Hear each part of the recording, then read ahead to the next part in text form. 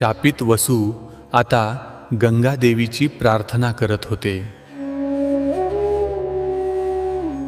माते गंगे, कृपा करा, आमची पृथ्वीवरील माता व्हा। आम्हाला तुझ्या गर्भातून तथास्तु वसुजन। गंगा देवी नमस्तुभ्यं, मुक्तिं दास्यसि नः सदा। एका दिवशी राजा शांतनू गंगेच्या किनाऱ्यावर फिरत होता आणि त्याला देवी गंगा स्वतः दर्शन देऊ लागल्या। देवी, तुमच्या सौंदर्याचं वर्णन करायला शब्द नाहीत। तुम्ही माझ्याशी लग्न कराल का?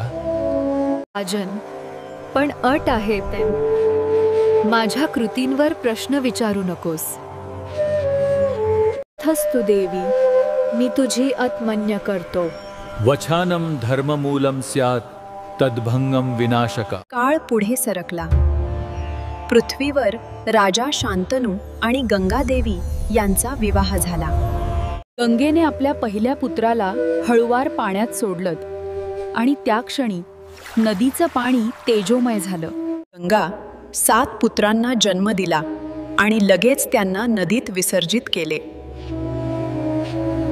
देवी, हे काय करतेस तू? माझे पुत्र पाण्यात सोडतेस? कारण त्या वसूंना मुक्त करायचे होते। राजा शांतनू या कृत्याने व्यथित झाले, पण गंगाने काही सांगितलं नाही। 8वा पुत्र जन्मला दच्चा, तोच प्रभास वसूचा अवतार होता। जेव्हा 8वा पुत्र झाला तेव्हा शांतनूंनी तिला थांबवले। हे पाप आहे, तू माझ्या पुत्राला पाण्यात बुडवू शकत नाहीस।